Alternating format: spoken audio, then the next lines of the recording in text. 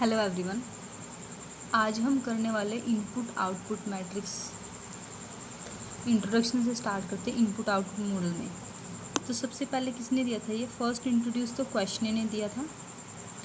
Then लेकिन popular किसने किया था ये 1951 में नोबेल प्राइज़ विनर थे हमारे डब्ल्यू लियोनटिफ ने। इसको लियोनटिफ आईओ मॉडल भी कहते हैं। आई का मतलब क्या है इनपुट, ओ का मतलब क्या है आउटपुट। तो मेनली इनपुट आउटपुट मॉडल में क्या है, इसमें मेन बात मैं बताती। देखो पहले आपको ये दो वर्ड्स क्लियर होने चाहिए। इनपुट क्या होते हैं, हमारे रॉ मटेरियल्स होते हैं इनपुट। आउटपुट क्या होता है, इन रॉ मटेरियल्स को यूज़ करके जो हम फाइनल गुड्स बनाते हैं वो आउटपुट होता है। एंड रिजल्ट आपका आउटपुट होता है। इनपुट क्या होता है, एंड रिजल्ट को बनाने के लिए जो आप रिसोर्सेज या फिर जो रॉ मटेरियल आप यूज़ करते हो वो आपका आउटपुट है और रॉ मटेरियल आपके इनपुट है। तो यहाँ पर इनपुट आउटपुट मॉडल क्या मतलब है कि जो हम रॉ मटेरियल यूज़ करते हैं उसका यूज़ करके हम एक फ़ाइनल आउटपुट बनाते हैं, फाइनल रिजल्ट बनाते हैं। तो ये यहाँ पर मेन कहना चाहते हैं कि जो इंडस्ट्रीज़ है ना उनमें इंटरडिपेंडेंसी होती है कि वो एक दूसरे पे डिपेंड करते हैं। एक कंपनी का जो रॉ मटेरियल है ना दूसरे के लिए आउटपुट होगा। जैसे एक कंपनी ने अगर स्टील बनाकर बेच रही है तो उनके लिए स्टील तो क्या है, आउटपुट है, उनका एंड प्रोडक्ट है कि हमें स्टील बनाकर बेचना है।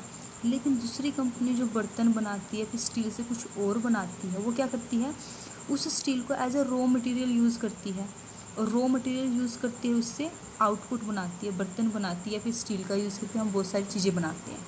ठीक है। तो इस मैट्रिक्स में इनपुट आउटपुट मैट्रिक्स का और भी नाम है, इसको इंटरसेक्टर और इंटर इंडस्ट्री फ्लो नाम से भी जाना जाता है। अब इसके कुछ मेन फीचर्स हैं आपके। फर्स्ट है कि जो इनपुट आउटपुट हम एनालिसिस करते हैं इसमें जो प्रॉब्लम होती है प्योरली टेक्नोलॉजिकल नेचर में होती है कि टेक्निकली नेचर में है वो, उसको सोल्व किया जा सकता है प्रॉब्लम को। सेकंड है ये technique doesn't deal with the demand analysis कि इनपुट आउटपुट में आप सिर्फ इनपुट की बात हो रही है, आपके पास इतना रॉ मटेरियल है, आप उससे इतना सामान बना रहे हो, लेकिन आप डिमांड के बारे में बात नहीं करोगे। आपने स्टील का यूज़ करके कुछ प्रोडक्ट तो बना दिए लेकिन उसकी डिमांड के बारे में तो आपको पता ही नहीं है। ठीक है, डजंट डील। फिर कि ये इम्पीरिकल स्टडी है। इम्पीरिकल स्टडी होने का मतलब है कि इसके लिए आपके पास एविडेंस है। ये कोई ऐसी स्टडी नहीं है कि आपने कुछ अपने खुद की अजम्पशंस डाल दी कि ऐसा भी हो सकता है, ऐसा भी नहीं। ये इम्पीरिकल स्टडी है, इसके लिए आपके पास प्रॉपर प्रूफ्स हैं। फिर एक इंटरडिपेंडेंस होती है। इंटरडिपेंडेंस होने का मतलब है कि एक सेक्टर दूसरे सेक्टर पर डिपेंड करता है। एक सेक्टर का जो आउटपुट होता है दूसरे सेक्टर के लिए इनपुट होता है। एक सेक्टर स्टील बनाकर बेचना एक सेक्टर का आउटपुट है और दूसरा सेक्टर जो स्टील का यूज़ करके कुछ और बनाता है और चीज़ें से बर्तन या कुछ और बनाता है, उनके लिए वो क्या है, वो स्टील एक इनपुट है। अब इसकी कुछ अजम्पशंस हैं। फर्स्ट अजम्पशन है कि इकोनॉमी को ना डिवाइड किया गया दो सेक्टर्स में, एक इंटर इंडस्ट्रियल सेक्टर है, second one is the final demand sector है। नेक्स्ट अजम्पशन है कि कोई भी इंडस्ट्री केवल एक ही ओनली वन कमोडिटी बनाने वाली है। नेक्स्ट है कि जो इनपुट आप यूज़ करने वाले हो ना रॉ मटेरियल, वो आप फिक्स्ड प्रोपोर्शन में यूज़ करने वाले हो, इसलिए यह मॉडल स्टैटिक है। जब फिक्स्ड की बात करते हैं, स्टैटिक वर्ड का मतलब वैसे फिक्स्ड ही होता है, कॉन्स्टेंट होता है, तो इसलिए कॉन्स्टेंट है। और यहाँ पर कोई सब्स्टिट्यूशन नहीं है बिटवीन इनपुट्स कि आप इनपुट्स का सब्स्टिट्यूशन नहीं कर सकते। आप स्टील की जगह अगर आपको बर्तन बनानी है तो आप स्टील की जगह किसी और चीज़ का यूज़ नहीं कर सकते, एल्युमिनियम का या फिर और भी होते हैं कॉपर का, इन सभी चीज़ों का यूज़ नहीं कर सकते। लेकिन no substitution between inputs. Next exhibition कहती है कि जो गुड्स है और जो फैक्टर है उनके प्राइसेस आपको दिए गए हैं।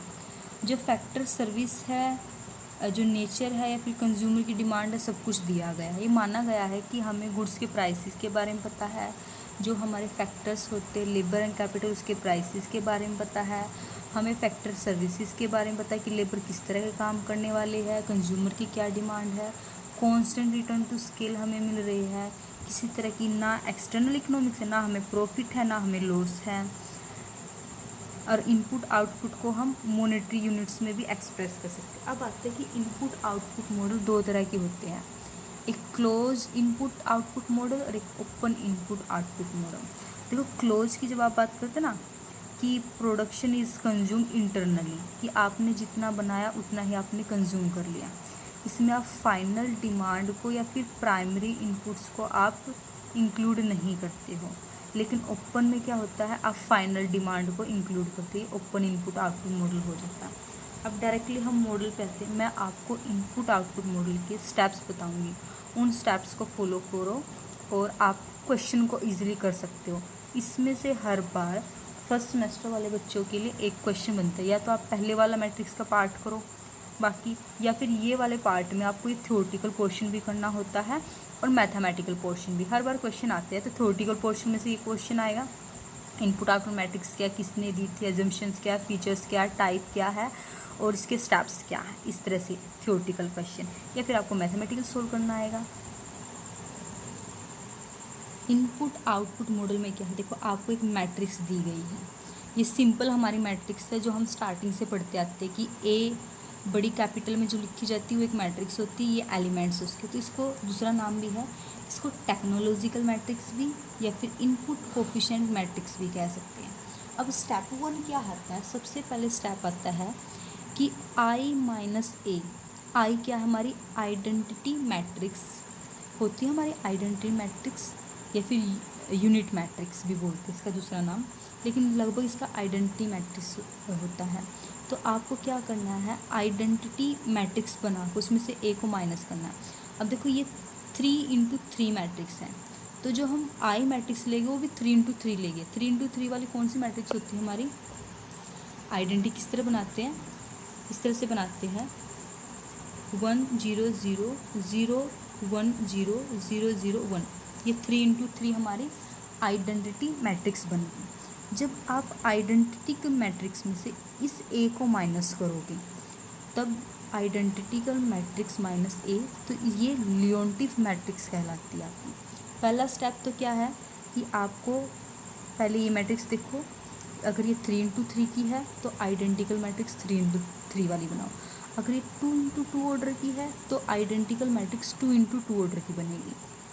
आइडेंटिकल मैट्रिक्स में से आपको ये सिंपल मैट्रिक्स को माइनस करना है, फर्स्ट स्टेप तो ये। उसके बाद सेकंड स्टेप आता है कि आपको ये माइनस करने के बाद लियोन्टिफ मैट्रिक्स बोलूँगी अब मैं इसको, लियोन्टिफ मैट्रिक्स का आपको डिटर्मिनेंट निकालना होता है, और वो डिटर्मिनेंट क्या होना चाहिए, पॉजिटिव होना चाहिए।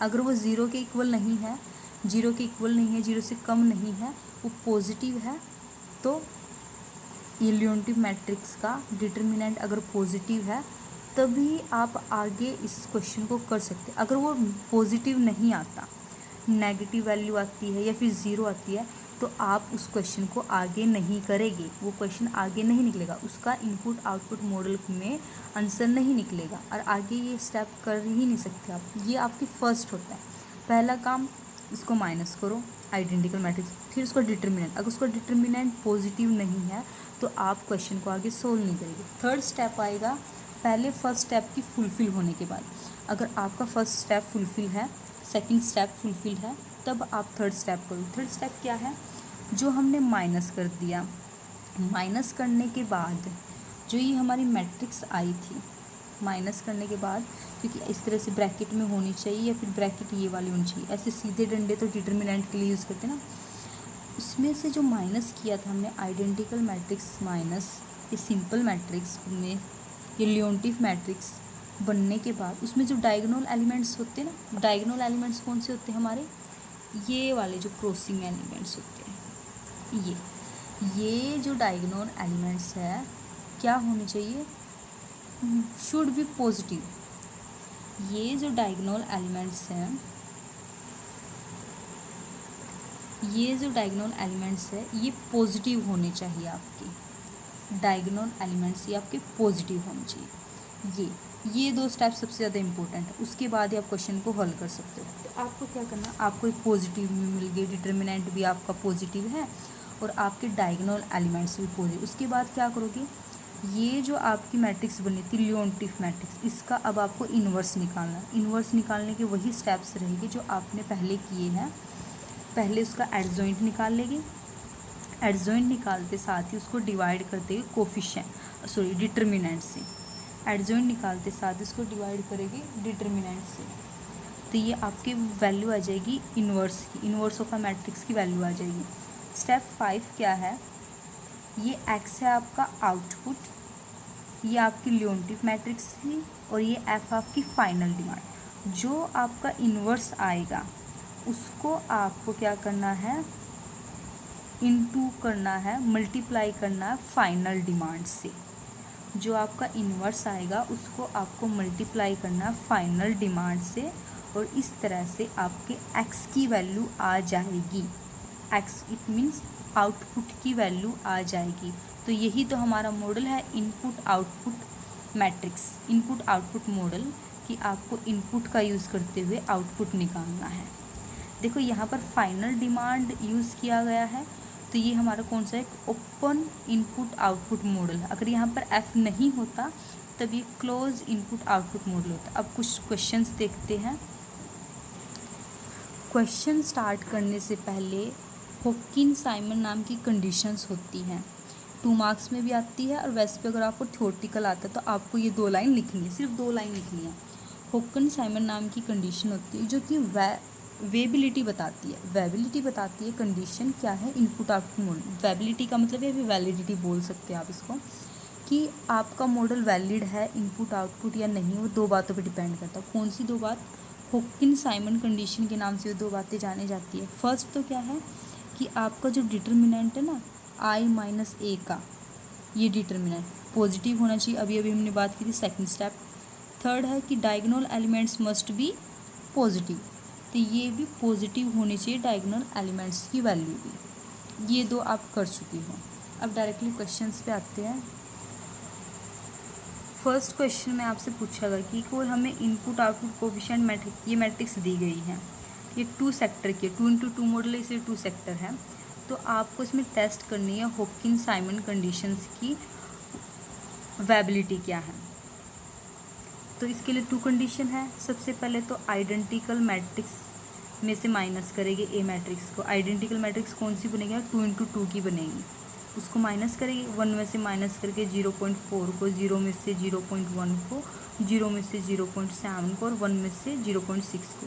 ये हमारी वैल्यू आ गई। ये वैल्यू क्या आ गई, ये मैट्रिक्स जो बनी है वो लियोनटिफ मैट्रिक्स है। फर्स्ट स्टेप क्या है हमारा, ये था। सेकंड स्टेप क्या है, डिटर्मिनेंट निकालना है। इसका डिटर्मिनेंट किस तरह निकालते हैं, इनकी मल्टीप्लाई माइनस इनकी दोनों की, ये क्रॉस मल्टीप्लाई और ये क्रॉस मल्टीप्लाई, वैल्यू आ गई 0.17। 0.17 आपका 0 से ज़्यादा है और ये पॉजिटिव भी है। तो फर्स्ट कंडीशन तो हमारी कंप्लीट हो गई। सेकंड कंडीशन क्या होती है, हॉकिन साइमन की फर्स्ट कंडीशन क्या है, determinant must be positive. Second condition क्या है, diagonal element must should be positive. तो डायगोनल एलिमेंट्स कौन से होते हैं, ये वाले आपके डायगोनल एलिमेंट्स होते हैं, और ये क्या है यहाँ पर पॉजिटिव है। तो दोनों कंडीशन यहाँ पर सेटिस्फाई हो रही हैं। और ये वाले कौन से एलिमेंट्स होते हैं, ये वाले, ये हमारे क्रॉस डायगोनल एलिमेंट्स होते हैं। डायगोनल एलिमेंट्स का एक और नाम होता है प्रिंसिपल माइनर एलिमेंट्स, और ये हमारे क्रॉस एलिमेंट्स होते हैं। प्रिंसिपल माइनर एलिमेंट्स पूछे या फिर डायगोनल एलिमेंट्स पूछे, दोनों एक ही होते हैं, ये वाले, इस तरह से left to right. Next question में भी हॉकिन साइमन कंडीशंस पूछी गई है आपसे, तो देखते हैं। आइडेंटिकल मैट्रिक्स में हमने माइनस किया, डिटर्मिनेंट निकाला, डिटर्मिनेंट की वैल्यू देखी, इसको मल्टीप्लाई किया, माइनस किया, इसको मल्टीप्लाई करके, तो डिटर्मिनेंट की वैल्यू आई है -0.12, जो कि क्या है, 0 से ज़्यादा है। 0 से तो ज़्यादा है, मतलब 0 से ज़्यादा है -0.12, लेकिन माइनस भी तो है। हमने कहा था पॉजिटिव होनी चाहिए। तो यहाँ पर हॉकिन साइमन कंडीशन की फर्स्ट कंडीशन ही सेटिस्फाई नहीं होती, तो हम नेक्स्ट कंडीशन को टेस्ट ही नहीं करेगी, क्योंकि पहली ही कंडीशन आपकी सेटिस्फाई नहीं होती है, तो नेक्स्ट कंडीशन को तो टेस्ट करेगी नहीं। डिटर्मिनेंट ही जब आपका पॉजिटिव नहीं आया तो आपको सेकंड स्टेप पे जाने की ज़रूरत नहीं है। सेकंड स्टेप का मतलब है सेकंड कंडीशन पर जाने की जरूरत नहीं है। नेक्स्ट में भी यही है कि आपसे हॉकिन-साइमन कंडीशन के बारे में पूछा गया। यहाँ पे ये मिस्टेक है, माइनस में तो 0 से तो कम है और ऊपर से माइनस भी है, तो इसमें सेकंड वाला क्वेश्चन भी है। इसमें भी देखो डिटर्मिनेंट की वैल्यू -0.2 आ रहा है, तो आपको नेक्स्ट स्टेप पर जाने की ज़रूरत ही नहीं है। आपको इसके डायगोनल एलिमेंट्स भी, इसके तो डायगोनल एलिमेंट्स भी क्या है हमारे, नेगेटिव ही है, पॉजिटिव कुछ भी वैल्यू नहीं है। यहाँ पर तो आपके डिटर्मिनेंट की वैल्यू भी नेगेटिव है और डायगोनल एलिमेंट्स की वैल्यू भी नेगेटिव है। अब एक 3×3 मैट्रिक्स की बात करते हैं। ये एक 3×3 मैट्रिक्स दी गई है और इसमें हॉकिन-साइमन कंडीशन देखनी है। तो फर्स्ट स्टेप क्या हमारा, आइडेंटिकल मैट्रिक्स हम 3×3 लेंगे, उसमें से माइनस करेंगे मैट्रिक्स को, ये हमारी वैल्यूज आएगी। अब फर्स्ट स्टेप क्या होगा, ये करने के बाद सेकंड स्टेप क्या है हमारा कि हमें डिटर्मिनेंट निकालना है। डिटर्मिनेंट निकालेंगे तो डिटर्मिनेंट की वैल्यू 0.26 आ रही है, 0 से ज़्यादा है और मेन बात क्या है, पॉजिटिव वैल्यू पॉजिटिव है। तो क्या है, अब इसके डायगोनल एलिमेंट्स चेक करेंगे। ये क्या है, डायगोनल एलिमेंट्स हैं, इनको छोड़ के बाकी सब कुछ नेगेटिव है, लेकिन हमें इन्हीं को देखना, ये पॉजिटिव होनी चाहिए। बाकी चाहे नेगेटिव पॉजिटिव इस बात से हमें कोई इफेक्ट नहीं पड़ता, पर ये पॉजिटिव होनी चाहिए। अगर ये पॉजिटिव, इनमें से एक भी अगर नेगेटिव होता तब भी कंडीशन फुलफिल नहीं होगी। अब हॉकिन-साइमन कंडीशन 2×2 इकोनॉमी पर और 3×3 वाले सेक्टर इकोनॉमी पर देखने वाले क्वेश्चन हम, इसमें पूरा आपको इनपुट आउटपुट मॉडल समझाया जाएगा किस तरह से करते हैं। हमें एक मैट्रिक्स दी गई है, फाइनल डिमांड दी गई है 200 units of agriculture and 800 units of industry. तो देखो ये तो हमें इनपुट्स देगा और इनपुट्स को हम इस तरह से कॉलम में लेते हैं और आउटपुट हमारा रो में होता है, ठीक है। तो ये हमें दिए गए हैं, ये मैट्रिक्स बनेगी हमारी। ये फाइनल डिमांड दी गई है। Total output of agriculture sector क्या होगा, 300, 600 + 100, ये इनपुट का ये। The input output coefficient matrix A is given. इन्होंने इसके क्या किया कि हर सेक्टर का टोटल में से निकाला है, टोटल का कितने % है। इस तरह से एग्रीकल्चर का टोटल कितना है 1000 और इंडस्ट्री का क्या 2000। तो इन्होंने क्या किया 300,000 का कितना है और 600 कितना है, इस तरह से निकाल लिया इन्होंने प्रॉपर मैट्रिक्स। देखो मैट्रिक्स की बड़ी बड़ी वैल्यू थी, इसलिए इन्होंने इस तरह की छोटी छोटी वैल्यू बना ली। अब ठीक है, ये मैट्रिक्स इनको हमने पॉइंट्स में चेंज कर लिया। उसके बाद एक बार अगर आपको ये मैट्रिक्स बनानी आती है, आपके लिए ईजी रहता है। उसके बाद क्या, सेम वही स्टेप्स रहेंगे कि फर्स्ट तो आइडेंटिकल मैट्रिक्स में से माइनस कर दो, डिटर्मिनेंट अगर आपका पॉजिटिव है, फिर नेक्स्ट स्टेप्स क्या है कि डायगोनल एलिमेंट्स ये रहे हमारे पॉजिटिव है, तो आगे क्या करेंगे, अब इसका इन्वर्स निकाल लेंगे। इन्वर्स निकालने के बाद फाइनल डिमांड ये एफ से हम क्या करेंगे, मल्टीप्लाई करेंगे। अब ये इन्वर्स निकाला हमने, एडजॉइंट निकाले। 2×2 मैट्रिक्स का तो इन्वर्स निकालना काफ़ी आसान होता है, इनका प्लेसेस ये चेंज करके मैंने पहले बताया है आपको। तो ये मैंने इन्वर्स निकाल लिया इसका। इन्वर्स निकालने के बाद जस्ट मुझे एफ़ से इसको मल्टीप्लाई करना है। एफ़ की वैल्यू ये रही हमारी, एफ़ से मल्टीप्लाई करने के बाद ये हमारे x1 एंड x2 की वैल्यू आ गई। इट मीन्स आउटपुट आ गया हमारा एग्रीकल्चर सेक्टर का भी और इंडस्ट्री सेक्टर का ही। इसी तरह 3×3 मैट्रिक्स, आपको स्टेप्स अच्छी तरह याद होने चाहिए, चाहे 2×2 मैट्रिक्स या 3×3 मैट्रिक्स, स्टेप्स याद होनी चाहिए। मल्टीप्लाई में कोई मिस्टेक ना करें, तो ये क्वेश्चन अच्छी तरह से सोल्व। अगर आपको फिर भी कोई प्रॉब्लम होती है किसी क्वेश्चन में, तो आप कमेंट सेक्शन में लिख सकते हैं। Okay, thank you.